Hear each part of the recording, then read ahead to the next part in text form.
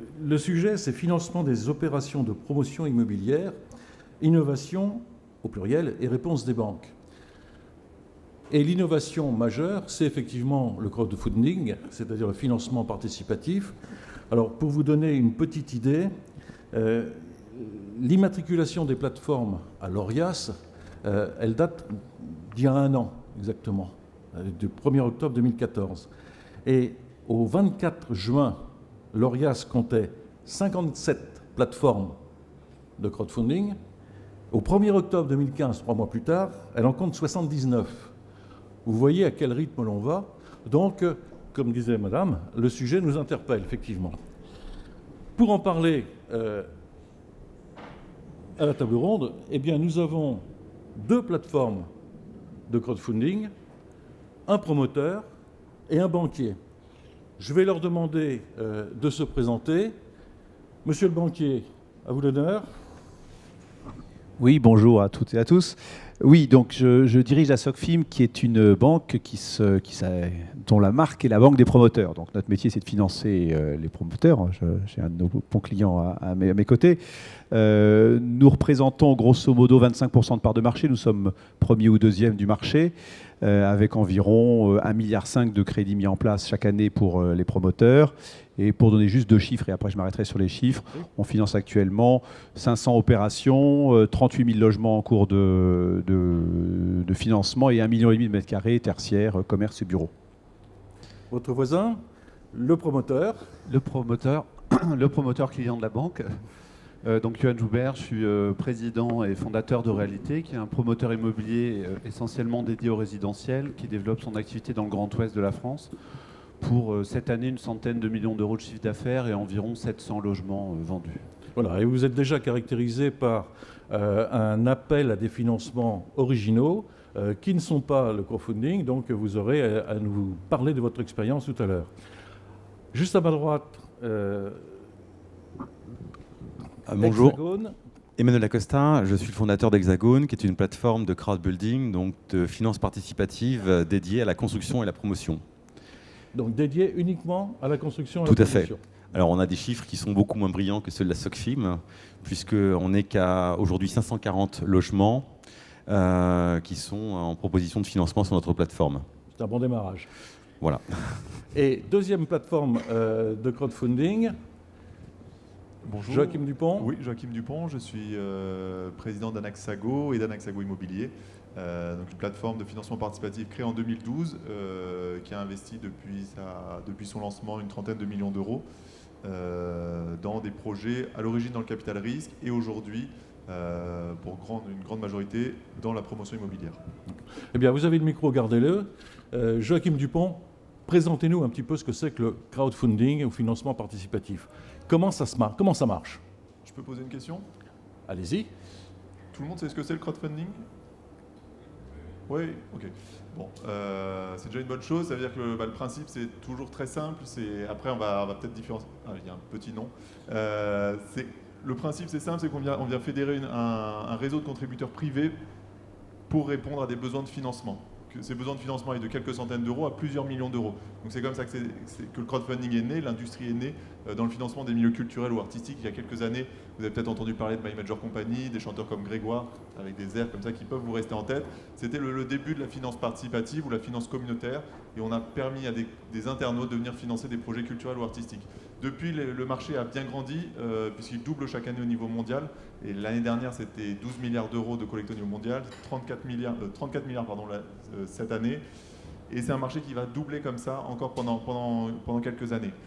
Le crowdfunding s'est développé donc, à travers cette même logique, c'est-à-dire de financement en direct de projets qui tiennent à cœur aux internautes. Et c'est un petit peu professionnalisé avec des approches plus financières, avec d'un côté le prêt, donc du prêt entre particuliers en entreprise, et les plateformes qu'on représente aujourd'hui, des plateformes d'investissement en fonds propres. Donc là, on ne va pas donner, on ne va pas prêter, mais on va devenir actionnaire d'un projet d'entreprise, qu'il s'agisse de capital risque, donc de jeunes entreprises innovantes, ou de promotion immobilière.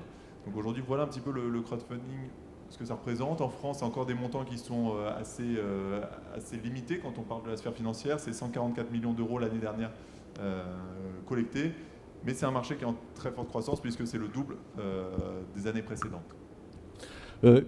c'est arrivé en France en venant d'où et à quelle année à peu près, vous savez? Alors la bonne réponse en général c'est de dire que ça vient des États-Unis, mais pas vraiment tout à fait puisque c'est en Europe que My Major Company a été l'un des premiers acteurs avec une entreprise un peu similaire en Allemagne qui s'appelait Sendabank je crois à l'origine.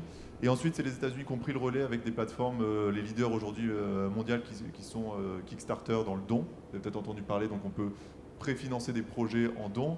Le français qui a monté, Renaud Laplanche qui a monté Lending Club et qui a collecté plus de 7 milliards de dollars de prêts pour des particuliers, pour financer des entreprises. Donc on se rend compte que c'est aux États-Unis que les enjeux deviennent colossaux et qu'on parle en milliards de dollars pour les plateformes. Et l'Europe est en train de suivre. Par contre, on peut se féliciter d'avoir été le premier pays à légiférer dans le milieu du crowdfunding. Quand et comment? Alors quand et comment, la petite histoire de la législation, c'est que quand le crowdfunding est né, il n'y avait aucune place, enfin, il n'y avait pas de place pour lui au niveau réglementaire. C'est-à-dire qu'on était soit dans une activité de conseil, soit une activité de placement. En tout cas, on était soit une banque, pour faire simple, soit un conseil. Il fallait choisir. Et en 2012, quand on s'est rendu compte de un petit peu de cette ligne, cette zone grise, on a créé avec mes associés une association professionnelle qui avait pour vocation de créer un premier statut et de définir les règles de la finance participative, aussi bien auprès de l'AMF, de la CPR, et dans un but de protection de l'épargnant, parce que vous avez dit qu'il y a 79 plateformes, certaines sont agréées, certaines sont en cours d'agrément. Il faut savoir qu'en activité, il y en a une dizaine qui vont représenter 90% des volumes. Donc il y a une forte disparité là-dessus. Et donc après 2 ans de travail avec le régulateur, avec Fleur Pellerin, puis Arnaud Montebourg, puis Emmanuel Macron, un décret est arrivé le 1er octobre 2014 qui a fait de la France le premier pays à créer un cadre juridique spécifique pour les activités de financement participatif, avec la création de 2 nouveaux statuts, celui de CIP, conseiller en investissement participatif, et celui d'intermédiaire en financement participatif pour les activités de prêt. Voilà. Donc on a la chance d'avoir une activité innovante, nouvelle, mais déjà réglementée, donc qui présente certaines garanties.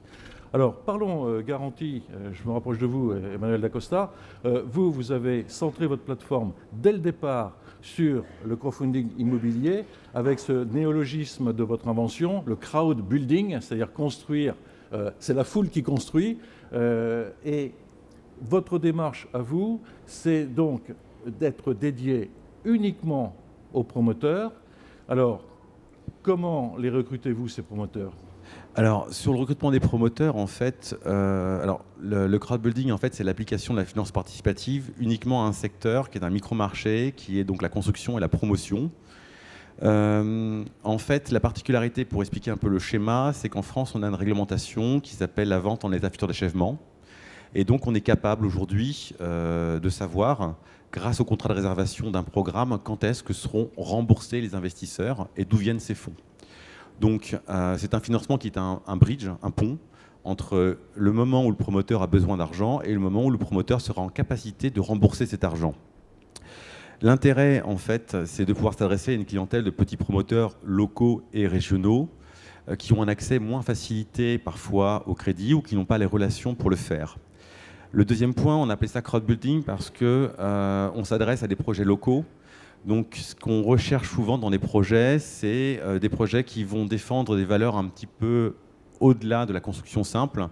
Par exemple, une accessibilité au monde handicapé qui soit plus importante, donc une certaine forme de sensibilité.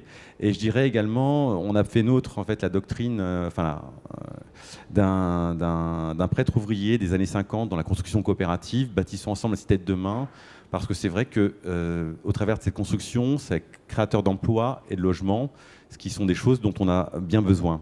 Alors sur la sécurité, on a vu qu'on avait la capacité donc, de connaître à l'avance la capacité du promoteur à rembourser. Et c'est vrai que la proposition qu'on va avoir par rapport à la finance participative habituelle du financement de start-up est sur l'aspect remboursement un petit peu plus sécurisé, entre guillemets. Par contre, on est soumis à des aléas, notamment par rapport à la durée de réalisation des projets. Ça, on ne peut pas le maîtriser de manière aussi importante. Ce qu'on fait, c'est 2 éléments. Donc on connaît ça. Et puis il y a également tout ce qu'on peut mettre en place comme mécanisme de suivi, où là, on s'est largement inspiré des pratiques bancaires. Et on insiste sur un suivi sur l'utilisation des fonds qui vont être remis aux promoteurs. Voilà. Alors, moi, ce qui m'intéressait, c'est votre parcours professionnel, c'est votre origine. Vous êtes arrivé au crowdfunding, au crowdbuilding, non pas en venant de la finance, mais en venant de l'immobilier et d'une partie plus particulièrement de l'assurance immobilière. Expliquez-nous ça. Alors, en assurance immobilière, en France, on a 2 assurances principalement obligatoires, des assurances techniques, la fameuse dommage ouvrage que les gens qualifient de garantie décennale, garantie de 10 ans, qui va vous assurer la solidité et la pérennité de l'ouvrage pendant 10 ans après sa date de réception. Et une deuxième garantie spécifique au marché français et à la VFA qui s'appelle la garantie financière d'achèvement, pour lequel traditionnellement j'ai toujours travaillé en souscrivant des garanties financières pour des promoteurs. Donc tous les programmes que l'on est amené à voir remplissent les critères habituels d'une banque ou d'une compagnie d'assurance pour la souscription d'une garantie financière. Attention, cette garantie ne garantit pas aux investisseurs le remboursement des fonds. C'est une garantie qui garantit aux acquéreurs l'achèvement du programme. Donc pour le moment, il n'existe pas encore de garantie en capital sur le remboursement. On met en place des critères, mais il n'y a pas de garantie. J'imagine bien, parce que les assureurs feraient une drôle de tête. On a bien commencé à la cerner, là, ce que c'est que le crowdfunding destiné aux promoteurs. Eh bien, tournons-nous vers le promoteur que l'on a à la tribune et demandons-lui comment il finance ces programmes, quels sont ses besoins de financement, à quel moment ça se situe, et puis à qui il fait appel. Est-ce qu'il a déjà touché au crowdfunding ou est-ce qu'il le fera plus tard? À vous, Yann Joubert. Ça a l'air d'être une drogue dure, le crowdfunding, tel que vous le présentez. On n'y a pas touché encore. Réalité, un parcours un peu particulier, puisque quand j'ai créé l'entreprise il y a 12 ans, on a créé cette entreprise avec 40 000 euros. Donc aujourd'hui, on a 30 millions de fonds propres. On a 100 millions de ressources financières qui se partagent entre 50 millions d'equity ou de nos fonds propres à nous, de co-investisseurs, qui pourraient être du crowdfunding, mais qui en l'occurrence ne le sont pas. Et environ 50 millions de concours bancaires, qui soient en quasi-fonds propres ou réellement en bas de bilan. Donc on a forcément dû développer une activité financière extrêmement intensive depuis 12 ans. Et on a été, je crois, assez avant-gardiste sur la manière de présenter le métier de promoteur immobilier et à la fois de la manière de le financer. Donc chez Réalité, on a été la première PME française à émettre une obligation cotée, étant non cotée nous-mêmes. C'est ce qu'on a réalisé en 2013. On a émis une deuxième tranche de cette obligation en 2015, après avoir fait une introduction sur le marché Alternext en 2014. Mais avant ça, on avait déjà fait, je pense, une douzaine d'augmentations de capital auprès de partenaires divers et variés, y compris les collaborateurs qui détiennent une douzaine de pourcents du capital du groupe. Donc on a des actionnaires internationaux, on a 16 fonds au capital, enfin bref, je crois qu'on a fait à peu près toute la panoplie possible et imaginable du financement disponible sur le marché, en étant extrêmement transparent parce qu'on applique des normes IFRS. Je pense qu'en France, si on est 10 groupes dans l'immobilier à le faire, ça doit être la limite haute. Donc on a à peu près tout exploré. Donc on connaît bien ces problématiques de financement. Le crowdfunding est une solution. Cette solution... Justement, il y a 12 ans, le crowdfunding aurait déjà existé. Y seriez-vous allé? Je ne sais pas, peut-être. Ce qui est certain, c'est que le crowdfunding, en l'occurrence, c'est-à-dire co-investir dans un programme immobilier, c'est vieux comme la promotion immobilière. Donc il n'y a rien de neuf dans ce mode de financement. Tous les établissements bancaires, d'ailleurs, ont leur filiale qui finance du co-investissement. Donc quand un promoteur petit, moyen ou grand a besoin d'equity, c'est simple, il présente son projet au banquier et il dit « il me manque 300, 400, 500, 1 million, 2 millions d'euros ». Et le banquier se retourne vers son bras droit, enfin son bras droit cause au bras gauche, et qui lui demande de venir mettre un petit peu de capital pour compléter le tour de table. Donc ça, c'est des dispositifs qui existent depuis toujours, qui fonctionnent extrêmement bien, mais qui vraisemblablement n'ont pas répondu à toutes les attentes du marché, puisqu'effectivement, il y a certains promoteurs, plutôt très petits en règle générale, se tournent vers le crowdfunding. Donc c'est une bonne chose parce qu'on sait qu'on manque de capital en France et je ne crois pas que tous les promoteurs immobiliers soient capables de faire ce que nous on a fait. C'est-à-dire ces normes, cette transparence, les visas, l'AMF, les obligues, l'ingénierie juridique, comptable, financière, la constance, la permanence. C'est du travail. Ouais, c'est du travail, mais moi je trouve, vu de ma fenêtre, que c'est un travail nécessaire. Parce que quand on fait appel public à l'épargne, ça exige un certain nombre de compétences, de garanties, de valeurs aussi, qui ne sont pas forcément toujours bien partagées dans l'industrie immobilière. Donc, est-ce que je me serais tourné vers le crowdfunding ? Bon, ça n'existait pas, donc je ne peux pas y répondre. En tout cas, force est de constater que c'est un marché qui est en train de se développer, qui a du sens économique. Ça, c'est évident que c'est un modèle qui doit développer du rendement pour les investisseurs. Il y a 2 ans, on publiait dans les annexes de nos comptes conso le rendement qui était délivré aux co-investisseurs brut, c'était entre 30 et 35%. Donc on voit bien le TRX, ça délivre le co-investissement.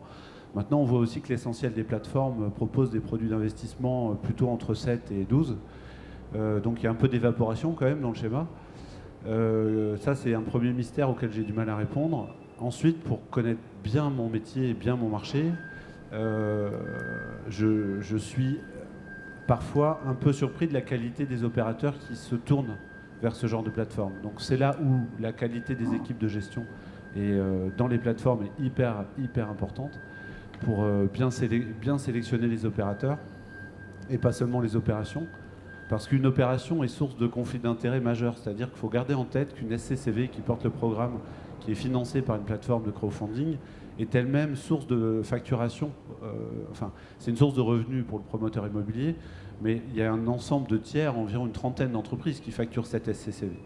Donc en fait, la ligne du bas, celle qui intéresse l'investisseur, elle est sujette à évaporation à une vitesse qui est assez stratosphérique et qui peut être évaporée par des canaux qui se rapprochent très fortement du promoteur. Bon, donc il faut être très vigilant. On reviendra sur cette question-là des coûts et des mouvements d'argent. Avant cela... Ça va plus loin que ça, ce que j'évoque, pardon. C'est une vraie, pour être passé, pour fréquenter assez régulièrement l'AMF, c'est une vraie question de conflit d'intérêts.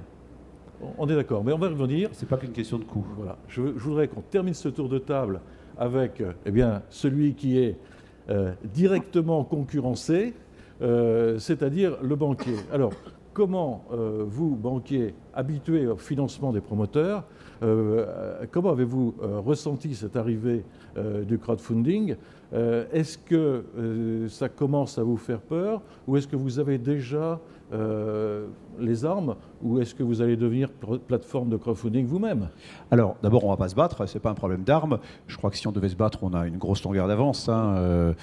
Parce que, comme le disait Johan, les participations dans les tours de table d'opération, les banques le font depuis toujours. Si on prend simplement SocFim, on a dû financer 200 opérations, on a 10 millions d'euros investis en ce moment. Donc, c'est un sujet qui nous fait pas peur et je pense que l'émergence du financement participatif du crowdfunding est une bonne chose pour les investisseurs privés qui cherchent à placer des capitaux avec des rendements qu'aujourd'hui ils ne trouvent pas dans d'autres sujets. Mais pour moi, ce n'est pas un sujet de banquier des promoteurs. Moi, ma préoccupation, c'est de m'assurer que ce dispositif-là est bon pour les promoteurs. Moi, je suis la banque des promoteurs, je ne suis pas la banque des investisseurs particuliers. Et je pense que le financement participatif est une bonne chose pour placer ses économies si on s'accompagne de plateformes professionnelles et compétentes. Mais ce n'est pas mon sujet. Moi, mon sujet, c'est est-ce que ce dispositif de financement alternatif, qui entre nous ne peut être que marginal par rapport au métier de la promotion, voilà, est-ce que c'est bon pour le promoteur ? Est-ce que c'est bon en termes de coût ? Parce que le coût de cette opération, on en parlera peut-être tout à l'heure, représente des éléments importants sur le bas de la ligne. Or, les autres moyens traditionnels, eux, sont sans coût. C'est un partage de marge et ça n'est qu'un partage de marge. Juste peut-être pour les personnes qui sont autour de la table, je ne sais pas si tout le monde a bien conscience de c'est quoi le financement de la promotion. Hein. Juste en 2 mots, hein. Il faut couvrir 100% d'un prix de revient. Ça se couvre comment ? Avec des capitaux propres, 10-15% grosso modo, hein. Avec le financement par les acquéreurs. C'est la caractéristique française de la garantie d'achèvement. Ce sont les acquéreurs d'appartements qui financent l'essentiel de la promotion, environ 45%, et le reste, c'est la banque qui l'amène. Donc la banque, elle est toujours indispensable, à moins d'avoir une opération vendue à 100%, et encore, ce n'est pas suffisant. Et rappelons quand même que l'immobilier reste un métier fortement capitalistique. C'est comme ça, on peut le regretter, mais c'est une réalité. Et s'il y a besoin de capitaux, c'est quand même parce qu'il y a besoin de couvrir des risques. Donc n'oublions pas ces points-là. un rappel de la vente en état futur d'achèvement, où l'acquéreur paye au fur et à mesure de la construction, c'est-à-dire que quand il signe chez le notaire, il donne au maximum 25-30%, 30%, et puis après, au fur et à mesure que l'architecte constate qu'on a franchi une étape, l'acquéreur est appelé à payer une partie du prix. Donc lui, le promoteur, il est bien obligé de faire l'avance des fonds et donc de chercher des financements. Là, on parlait de taux de couverture en fait, du prix de revient, c'est-à-dire que plutôt réfléchissez en termes de taux de précommercialisation. Donc on a précommercialisé 40, 45, 50%. Le banquier prêteur, en l'occurrence, sait que cette somme sera versée sur le compte de l'opération, donc assure un taux de couverture du financement de l'ordre de 40 à 50%. Vous rajoutez 15% de fonds propres et le solde en crédit bancaire, et vous couvrez 100% de votre prix de revient. Alors après, la discussion se fait souvent sur un bout d'impasse qu'on accepte de prendre ou pas sur l'opération. Alors, la parole à nouveau au banquier. Ce financement, comment se fait-il? Sur quels critères? Qu'est-ce que vous préférez? Faire une participation ou faire un prêt pur et dur?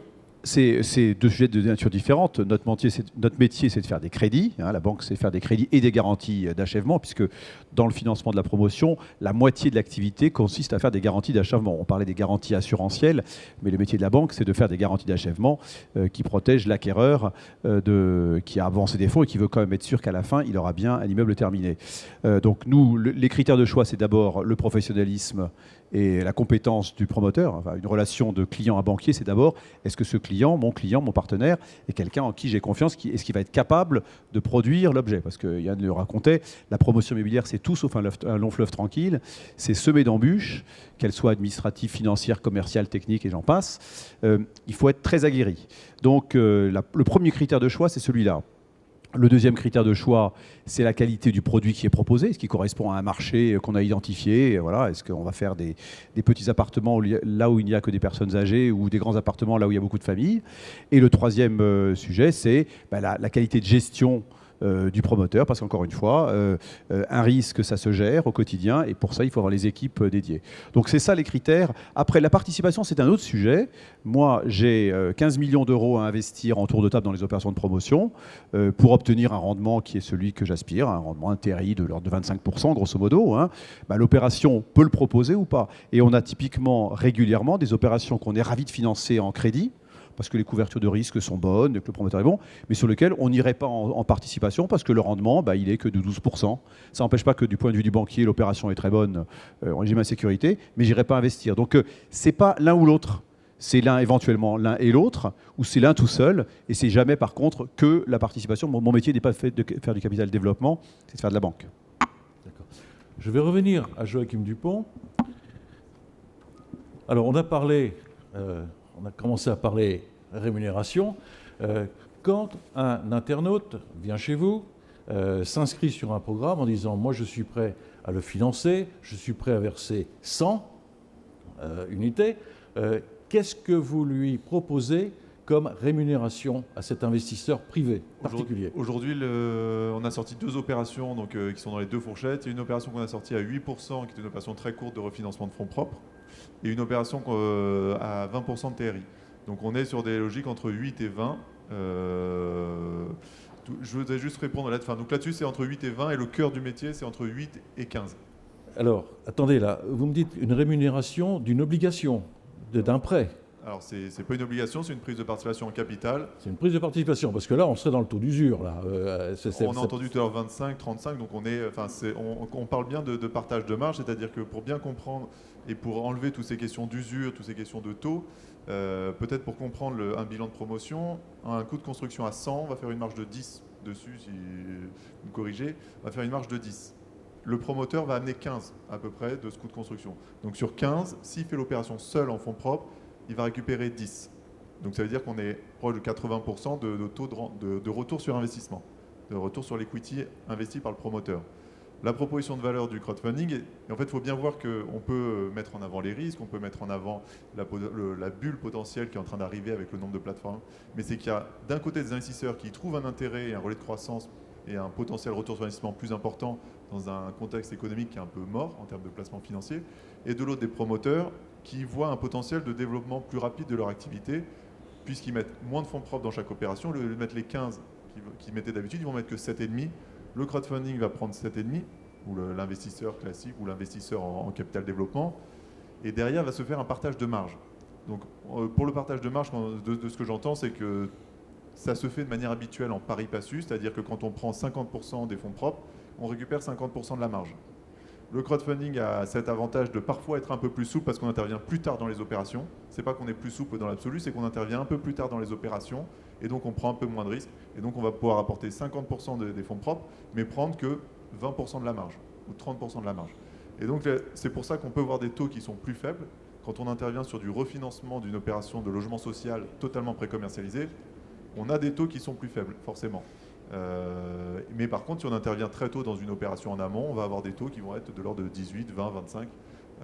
Même question à Emmanuel Dacosta. Hexagone, vous proposez quelle rémunération, au fond, qui sont apportées par vos internautes et comment ça se passe? Est-ce que c'est de simple intérêt pour des dépôts de prêts ou est-ce que vous avez une participation au résultat également? Alors, nous, il n'y a pas de participation au résultat jamais parce qu'on intervient très tard dans les opérations. Le deal avec nous, c'est le promoteur doit faire son travail. Donc, une opération qui est bouclée, quasiment commercialisée de manière pas intégrale, mais au moins à 2/3. Puisque nous, on est vraiment sur un financement court terme, un financement bridge. On est prêt à la rigueur à ce que le promoteur rembourse de manière que les investisseurs soient remboursés de manière un petit peu anticipée avant la fin du programme. Par contre, on intervient très tardivement. On n'est pas en capacité, nous, de prendre de risques sur de la commercialisation. On en est strictement incapable et c'est un aléa qu'on ne souhaite pas prendre. Donc forcément, la rémunération, il y a moins de risques, donc moins de rémunération. Alors, on joue la transparence, on va jusqu'au bout. Vous délivrez le promoteur paye 5% de taux d'intérêt? Alors, le promoteur va payer un taux d'intérêt qui va être compris chez nous aux environs de 8% en moyenne. 8%. Et vous, combien percevez-vous? C'est-à-dire la plateforme facture combien au promoteur? Alors, la plateforme facture, nous on a deux facturations. On a une facturation fixe qui correspond en fait à des mises en ligne et des prestations. On va facturer sur une moyenne qui est comprise entre 2,50 et 3,50 du capital prêté. Du capital levé, quelle que levé. soit la durée, c'est flat. D'accord. Donc ça dure 1 an ou 2 ans, c'est pareil. D'accord. Même question à...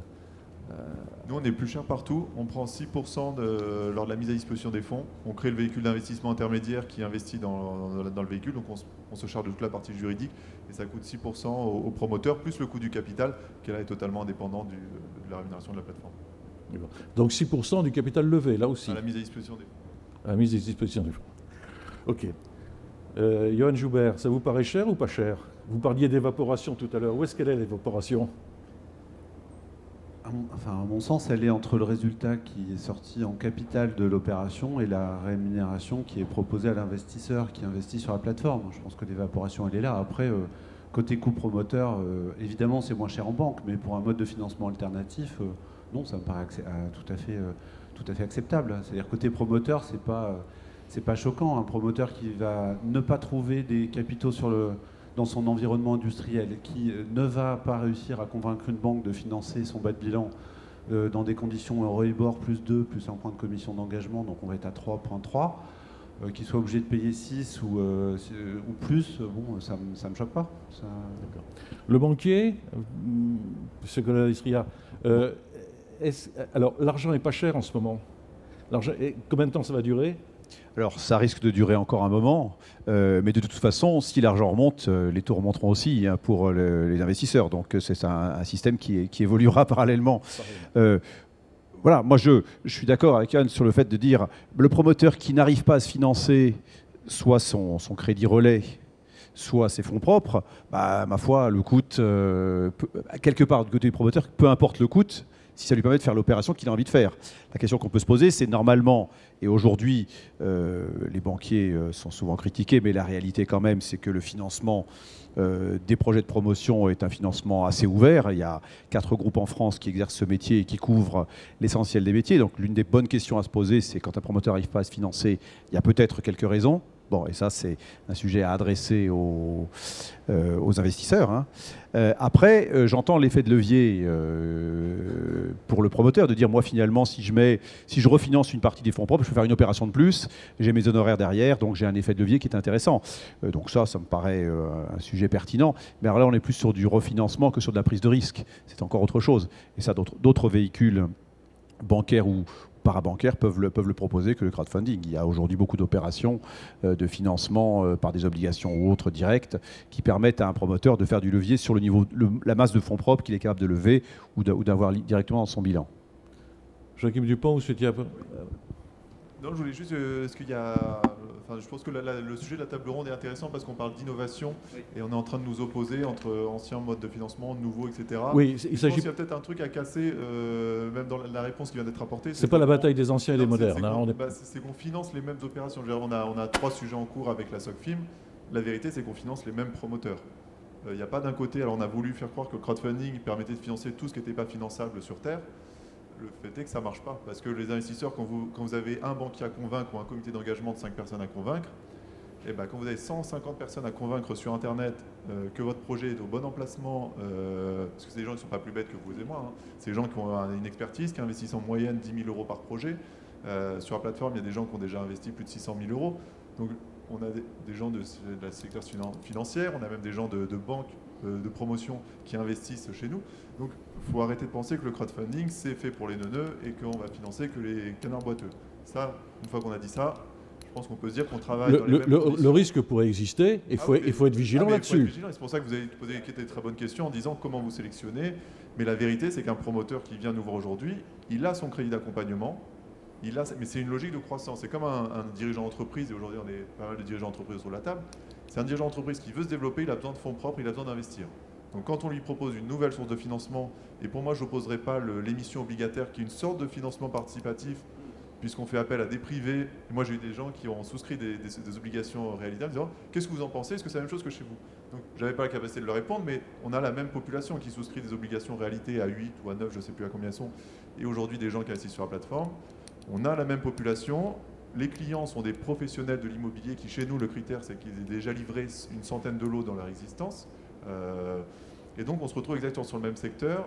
On parle de crowdfunding, donc ça peut être... il y a beaucoup de choses dans le crowdfunding, du don, du prêt, des petits montants, et une foisonnance. Mais je pense que la vérité, c'est qu'on crée une nouvelle source de financement pour les promoteurs, et des promoteurs tout aussi professionnels. Alors, vous créez une nouvelle source de financement avec l'idée, à la base, c'est d'offrir un nouveau placement à des particuliers en manque de produits, de supports d'investissement rémunérateurs. Au départ, c'est quand même ça. Mais regardez, en fait, l'un ne va pas sans l'autre. C'est-à-dire que, j'ai juste une petite anecdote, on a été mandaté par le ministère de la délégation interministérielle à la Méditerranée, qui nous a dit on aimerait faire financer les diasporas des pays de la Méditerranée pour financer des projets d'infrastructures vertes dans la Méditerranée. Donc c'est une belle idée sur le papier, il y a peut-être des besoins d'infrastructures vertes, sauf qu'aller trouver les diasporas en France pour financer des millions d'euros d'éoliens en Algérie, c'est une autre histoire. Oui. Et bien ça, c'est typiquement la fausse idée du crowdfunding, c'est penser que tout est finançable, etc. Là, on intervient sur 2 problématiques. Il y a un besoin de financement structurel, et c'est ce qu'on appelle la vallée de la mort dans le capital risque, c'est-à-dire quand on finance des jeunes entreprises innovantes, il y a une vallée de la mort, c'est-à-dire qu'il y a peu d'acteurs pour financer de 100 000 à 2 millions d'euros. C'est pour financer même le passage que vous avez eu ou que moi j'ai dans mon entreprise ou d'autres entreprises ont. Donc on a identifié ce besoin structurel et de l'autre côté ça permet aux investisseurs de financer l'innovation. Donc ça on répondait aux 2 aspects. Et dans la promotion, il y a un besoin structurel, peut-être plus depuis la crise financière où les promoteurs ont encaissé un petit peu les ralentissements de la commercialisation, ont mis du temps à purger les stocks, ont mis du temps à récupérer leurs fonds propres, ont parfois eu des marges atténuées sur leurs derniers projets et aujourd'hui veulent repartir dans l'acquisition de foncier. Donc on sait que c'est cyclique, on sait qu'on est dans une phase de cycle où les gens sont dans une phase d'investissement, et donc on les suit dans cette phase-là. Peut-être qu'on se revoit dans un an, ce ne sera plus du tout la même chose, et les opérateurs n'auront plus besoin de nous. Mais on répond bien à ces 2 demandes à chaque fois, un besoin structurel de fonds propres dans un métier, et une demande d'investissement de l'autre. Mais ça va toujours de pair. Voilà. Avec le respect de l'épargnant et ce souci de lui faire prendre un risque rémunéré et contrôlé et maîtrisé. Oui, c'est pour ça que quand on dit 20% sur une opération, c'est parce que le vrai risque, on vient de sortir une opération à 15%, vous rajoutez la fiscalité, etc., vous arrivez à 17-18% de rentabilité. Et ben, sur 2 ans, on arrive à 36%, et donc on est en partage de risque sur la marge. Donc on a exactement les mêmes fondamentaux. Et ça, c'est bien expliqué aux internautes. On essaye. Vous souhaitiez rajouter un... Oui, sur la complémentarité des modes de financement, effectivement, souvent on intervient en complément, notamment d'un établissement financier, d'une banque, pour la bonne et simple raison que le crowdfunding va permettre, sur une opération spécifique, d'avoir des capitaux et qui vont venir renforcer les fonds propres du promoteur. Donc ils vont rendre ce promoteur plus acceptable également pour la banque. C'est-à-dire qu'on est en complément. On n'a pas réinventé. Ce métier, en fait, existe depuis des siècles, puisque au départ, ça s'appelle du capital venture, c'est britannique, et ça existait déjà à l'époque de la reine Elisabeth Ier. Donc là-dessus, on n'a rien inventé. Simplement, on va permettre à un promoteur sur une opération de renforcer ses fonds propres. La seconde chose, c'est qu'on est un petit peu différent du système qu'a choisi Réalité pour se financer, puisque Réalité, en fait, c'est une structure qui a eu accès au marché, ce que n'ont pas les petits promoteurs, en fait. Où là, il faut une technicité, il faut une transparence, c'est un vrai travail que les petits promoteurs ne peuvent pas faire. Voilà. Alors, je vous redonnerai la parole, il n'y a pas de problème. Si vous avez quelque chose à ajouter, vous le ferez. Il y a une question que je voulais quand même aborder maintenant, c'est la fiscalité. Fiscalité à deux niveaux. Celle de la rémunération que les sites versent, que les plateformes versent aux épargnants. Et puis moi, il y a une question un propos de Michel Sapin, notre ministre, je ne sais pas s'il est des Finances ou du Budget, quand il dit quelque chose comme ça, moi je suis le défenseur des citoyens et je m'inquiète pour la TVA. Qu'est-ce qu'il veut dire? Est-ce que vous avez compris son intervention? C'est pour vous, ça. Alors, je pense que les intérêts que touchent, ou les marges, enfin les retours sur investissement dont bénéficient les investisseurs, c'est du revenu de capitaux mobiliers, c'est quoi? Alors on a un montage un peu particulier, c'est que nous on n'avait pas en obligation, donc on crée un véhicule d'investissement qui émet des actions, et donc on souscrit à des actions, 60% de nos souscripteurs les souscrivent à travers un PEA, un plan d'épargne en actions, ce qui leur permet d'être exonérés totalement d'imposition sur les plus-values. Donc c'est une des dernières niches au bout de 5 ans. Alors il faut que le compte soit ouvert qu'il soit ouvert pendant plus de 5 ans. C'est-à-dire vous pouvez l'ouvrir il y a 10 ans et investir, etc., mais vous ne pouvez pas retirer de l'argent. Donc c'est une des dernières niches fiscales qui existent et c'est l'une des plus importantes, c'est-à-dire qu'il y a une exonération totale de l'imposition sur la plus-value. Donc vous investissez, vous touchez 10, vous allez être imposé uniquement au niveau des CSG, CRDS. Ça c'est une option et c'est éligible dans le cadre de nos opérations. Il y a certaines opérations qu'on fait pour financer des promoteurs qui sont en croissance sur le long terme, on leur met à disposition des véhicules sur 5 ans, et donc dans ce cadre-là, on intervient, c'est plus minoritaire dans notre activité. On peut bénéficier d'une réduction d'imposition à l'entrée, puisque les sociétés de construction-vente sont éligibles à la réduction d'IR ou d'ISF. Donc c'est 18% quand on souscrit à l'ISF, une réduction d'impôt, ou 50% sur le montant de son ISF. C'est du capital risque, c'est quoi? C'est un mélange des deux. Aujourd'hui, c'est ce qu'on appelle le dispositif TEPA, qui permettait, quand vous investissiez 100 000 euros dans une entreprise, de déduire 50%, donc 50 000 euros de votre ISF. Nous n'avons strictement aucun avantage fiscal. Les rémunérations sont soumises à la fiscalité de droit commun. C'est-à-dire, ce sont des intérêts Ce sont des revenus capitaux mobiliers, donc 15,50% de prélèvement CSG CRDS, plus l'imposition que vous avez sur vos revenus classiques. Alors, messieurs banquiers, promoteurs, tout ça, dans vos montages financiers, où intervient la TVA là-dedans? Quand Michel Sapin parle de TVA, il dit qu'il défend le contribuable, il pense à la TVA. Je pense qu'il voulait défendre surtout le percepteur. Qu'est-ce que l'on peut comprendre? Ses interlocuteurs, quand il a dit ça devant les startups, ils ont été étonnés. Si vous nous prélevez la TVA, plus la CSG, CRDS et tout ça, il ne va plus rester grand-chose. Mais tout le monde était dubitatif. Je crois que là, il a perdu l'occasion de se taire, non? Oui, je sais pas, j'ai pas assisté à la conversation. Enfin, le meilleur moyen de préserver la TVA, c'est de développer l'activité, puisque c'est l'activité qui génère de la TVA. Le reste, la répartition n'est pas très importante. C'est le volume de TVA global qui est intéressant. Nous, on est régulièrement contrôlés, il n'y a pas de souci, on paie notre TVA. Voilà. Mais sur les fonds que vous mettez à la disposition des promoteurs, il est évident que sur les fonds collectés, il n'y a pas de TVA. Il n'y a pas de... Nous, on est sur une activité financière, c'est un peu comme les assurances, c'est des taux soit il n'y a pas de TVA du tout, soit c'est des taux réduits, mais je ne vois pas le sujet en fait. D'accord. dernière chose. Alors, après ce tour de table-là, Johan Joubert, j'ai envie de vous demander, est-ce que vous imagineriez, par exemple, faire une opération de crowdfunding pour augmenter vos fonds propres, pour développer 2 opérations ou 3 au lieu d'une en répartissant vos fonds propres, en faisant un appel plus spécialement ciblé, vous qui êtes promoteur du Grand Ouest, sur des investisseurs du Grand Ouest, justement, ou plus spécialement dans la région d'Angers ou dans la région de Bordeaux. Est-ce que cette notion de rapprochement géographique et de vrai financement participatif, ça vous dit quelque chose ou est-ce que ça vous paraît trop complexe ? Non, ça ne me paraît pas complexe. Je pense que c'est des choses qu'on pourrait imaginer faire. J'aurais un petit peu l'impression de faire pas retour vers le futur, mais retour dans le passé quand même. Je pense qu'aujourd'hui, on a d'autres leviers, effectivement. Je crois que ça correspond à des tailles d'entreprise, ça correspond à des maturités, à une trajectoire d'entreprise, à une trajectoire de promoteur. Aujourd'hui, on a d'autres leviers. On cherche de plus en plus à tendre vers des lignes corporate beaucoup plus significatives, à monter des EuroPP, voire des billets monétaires. Enfin, on est sur des choses complètement différentes. Maintenant, pour revenir au sujet, encore une fois, ça a sa place dans l'immobilier. Il n'y a pas de doute. L'immobilier est une activité extrêmement financière. Je crois qu'en 10 ans, la compréhension de la nature financière de notre activité de promoteur immobilier a énormément progressé.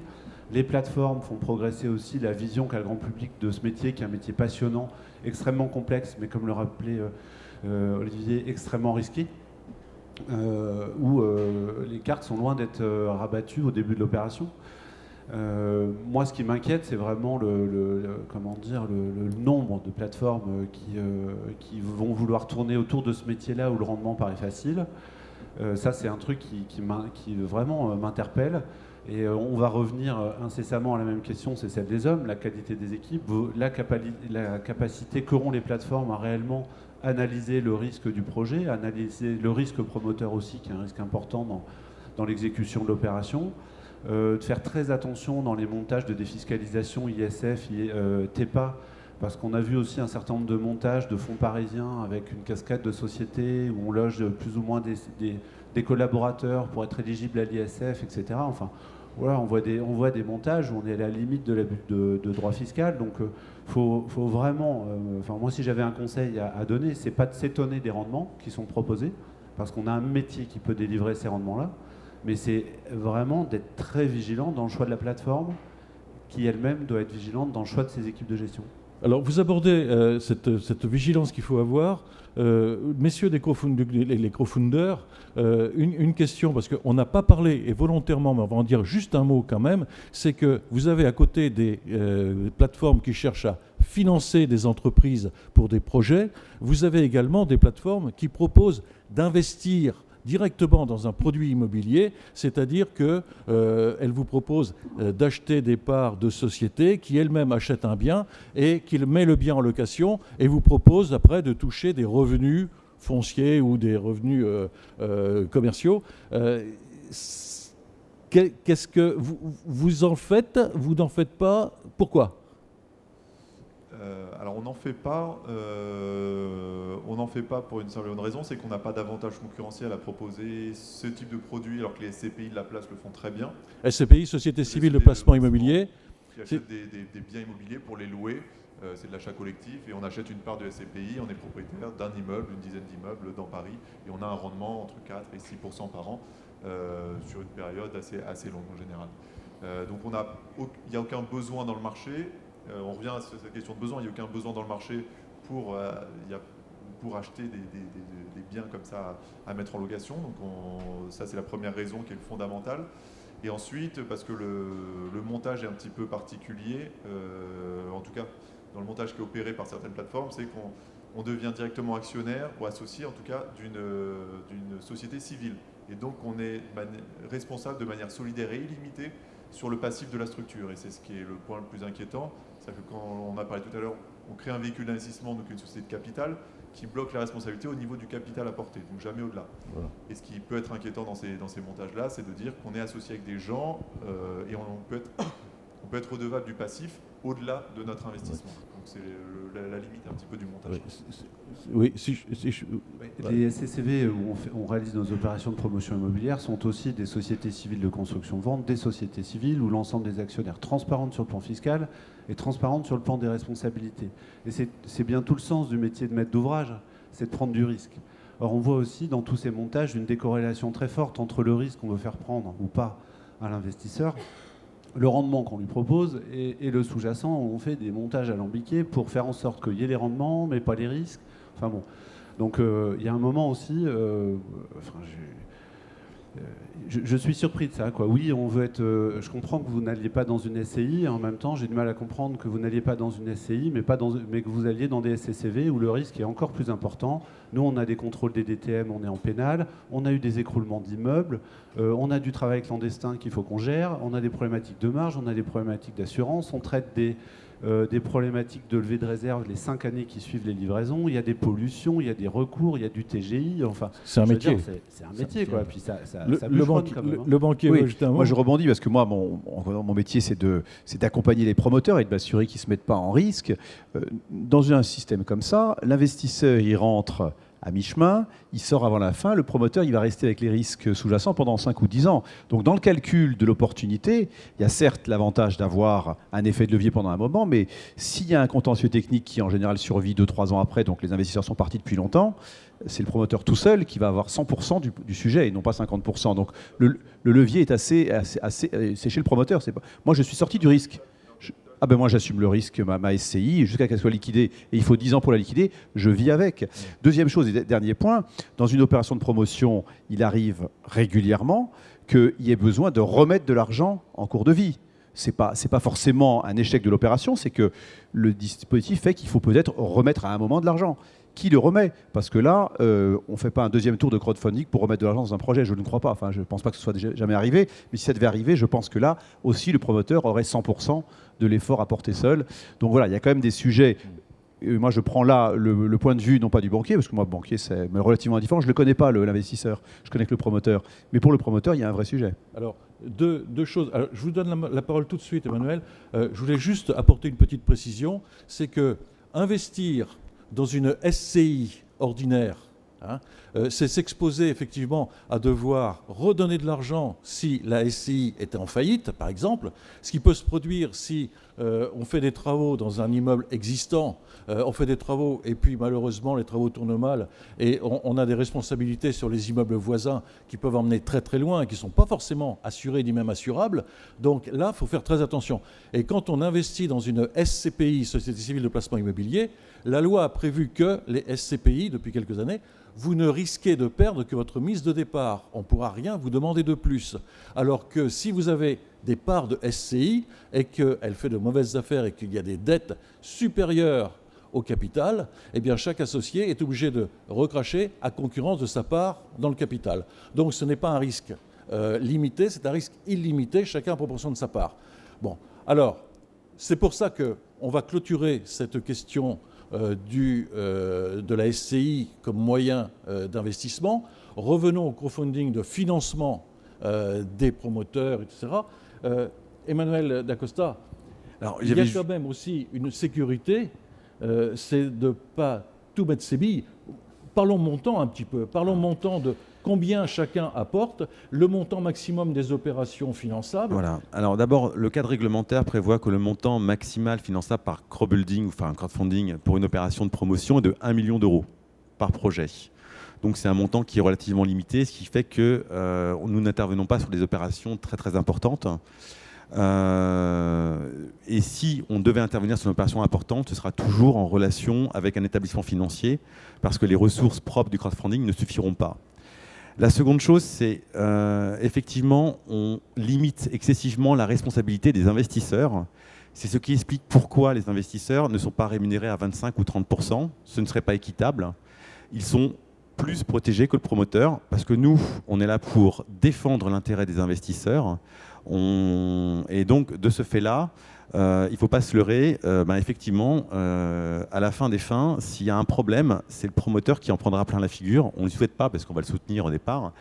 Et effectivement, c'est pour ça aussi qu'on travaille beaucoup avec le secteur bancaire, Parce qu'on n'est pas en capacité, nous, comme une banque, de remettre du financement sur une opération, même de manière temporaire, sur 3-4 mois. Je pense que les 3 acteurs sont complémentaires les uns des autres. Vous avez le financier donc classique de la promotion, la banque. Vous avez pour les promoteurs plus établis les marchés financiers. Et vous avez le crowdfunding qui va être un complément de fonds propres, puisque les promoteurs ont besoin de plus de fonds propres pour monter leur programme. Et aujourd'hui, pour obtenir un crédit bancaire, les ratios de fonds propres ont un petit peu relevé également. Donc, en fait, on vient s'intercaler et être une solution complémentaire. Voilà.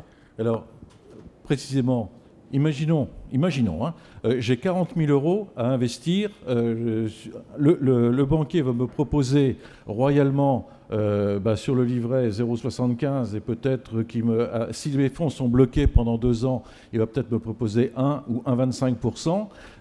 Qu'est-ce que vous me conseilleriez, vous mes 40 000, je les mets sur un programme, qu'est-ce que je fais? Jamais sur un seul programme, si c'est vos 40 000 euros. D'abord, c'est de répartir entre du placement financier classique, peut-être une acquisition de parts de SCI chez un investisseur en SCI classique, une petite partie en crowdfunding. L'intérêt du crowdfunding également, c'est que vous pouvez, avec des tickets relativement faibles, 500, 1000 euros, répartir votre risque sur différents programmes. Donc, vous faites votre choix parce que le programme vous plaît, parce qu'il vous semble sécurisé, mais l'intérêt, c'est de répartir son risque, toujours. Il y a un proverbe, on ne met jamais tous ses œufs dans le même panier. C'est un peu de la sagesse populaire ou du bon sens, mais ça reste d'actualité totalement. Ce qui fait que peut-être qu'un jour, un des programmes auxquels vous avez participé a un souci, mais sur la globalité, en fait, vous serez forcément gagnant. D'accord. Alors, je crois qu'on arrive au terme. Vous avez, si vous voulez parler crowdfunding avec Anaxago ou avec Hexagone, ils ont leur stand ici. Johan Joubert et M. Olivier Coladestria, vous pouvez peut-être les choper à la sortie pour parler un petit peu avec eux si vous voulez, mais je pense qu'ils ne pourront pas rester toute la soirée. Si vous me permettez, j'ai une conclusion à faire de ce que j'ai entendu. Je crois que peut-être qu'avec le crowdfunding, on va intéresser les particuliers au financement des promoteurs. Et ça va peut-être permettre effectivement, comme l'a dit Johan Joubert, de faire comprendre un peu plus et un peu plus grand nombre de gens le métier de promoteur et peut-être réconcilier les Français avec les promoteurs qui jusqu'à présent étaient le vilain canard ou le requin selon la place où on se posait. Donc peut-être que le grand mérite du crowdfunding ça aura été de réconcilier les Français avec la promotion immobilière. Vous êtes d'accord ? On a un métier de paria, mais on le revendique aussi. Voilà, c'est comme ça. Merci à vous en tous les cas et rendez-vous sur les stands pour la continuité. Merci, au revoir.